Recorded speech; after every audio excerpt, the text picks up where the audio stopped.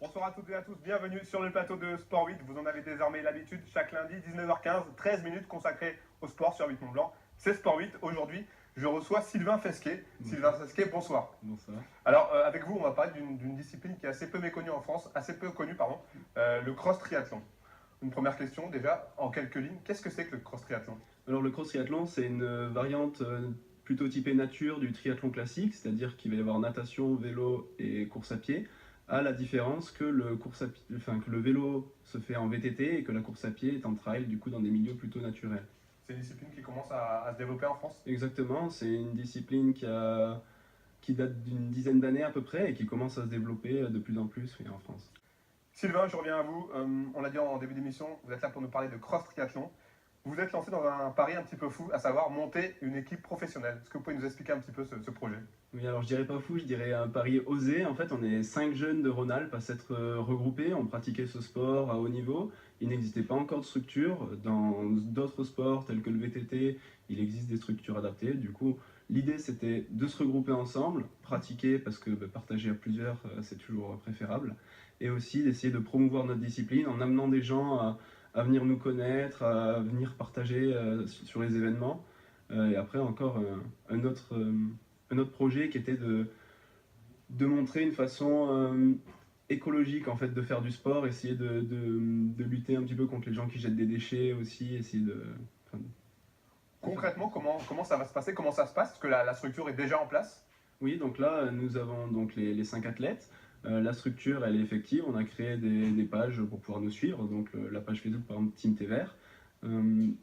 Actuellement, on recherche encore des partenaires financiers pour nous aider à financer notre saison. On a aussi donc créé un site internet sur le www.triathlonvert.com pour que les gens puissent venir en fait, découvrir les épreuves et y avoir accès à une information beaucoup plus facile. On va recenser toutes les épreuves et aussi faire une cotation de la difficulté. C'est-à-dire qu'il y a certains cross triathlons où il faut vraiment des bases techniques en VTT, savoir vraiment piloter, alors que d'autres sont beaucoup plus ouverts à tout le monde. Vous êtes fixé à un vrai objectif de performance d'ici 3 ans. Oui, Vous n'êtes pas là pour faire de la figuration.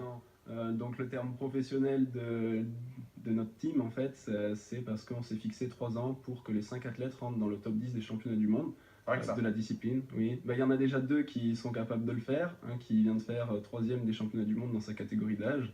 Donc voilà, on s'est fixé ça comme objectif. On espère qu'on sait tout le mal qu'on vous le souhaite. Un petit mot sur les différents membres du Team T-Vert, donc on rappelle 5 sportifs. Oui, donc tout à fait. Donc c'est une team, donc chaque sportif reste dans le club dans lequel il s'entraîne. On va dire l'athlète le plus performant actuellement de notre équipe, c'est Arthur Forissier, qui a déjà fait 8e sur un championnat du monde. En quel sport? Cross triathlon, toujours. D'accord, oui, en global. Tout à fait. Qui a aussi eu un titre de vice-champion d'Europe de la discipline. Après, il y a Théo Duprat, c'est une personne qui faisait beaucoup de route et qui s'est mis récemment, enfin il aimait le côté aventure de ce sport en fait, et il s'est mis récemment à ce sport. Il a bien performé vu qu'il fait 3 au championnat de France. Après, on a Maxime Danon qui est licencié à Vienne, et ma copine Anne-Claire Defix et moi-même qui sommes licenciés à Aix-Savoie Triathlon. Alors, important à noter, 5 athlètes issus de Rhône-Alpes. Exactement, 5 athlètes issus de Rhône-Alpes, dont une féminine. Dernière question assez globale, vous l'avez dit en début d'émission, votre démarche, elle n'est pas seulement sportive, elle dépasse l'aspect sportif. Exactement, le but c'est, donc il y a un premier critère qui est la performance pour nous-mêmes, mais un deuxième aspect qui est vraiment vouloir faire partager ces émotions à tous les gens qui peuvent venir avec nous sur ces événements, venir nous rencontrer, et aussi essayer de lutter pour un petit peu la protection de l'environnement à travers notre sport. Je pense que c'est à nous sportifs de donner l'exemple. Nous sommes associés à certains partenaires, on fait l'effort d'utiliser de la cire naturelle sur nos vélos, on a un partenaire qui nous fait des vêtements éco-conçus. C'est jouer le jeu à fond dans cet intérêt-là de protéger l'environnement, parce que on a la chance de faire un sport dans des environnements magnifiques et c'est les préserver. Ça veut dire quoi? Ça veut dire qu'aujourd'hui, tous les sportifs, selon vous, ne sont pas forcément concernés par cet aspect de la pollution, de la nature, du respect de la nature? J'aurais aimé dire oui, mais des fois on retrouve des emballages jetés par un sportif et je trouve que c'est une démarche qui n'est pas cohérente venant de ces personnes-là. En tout cas, merci d'être venu sur ce plateau. Bon courage, longue vie au Team Vert.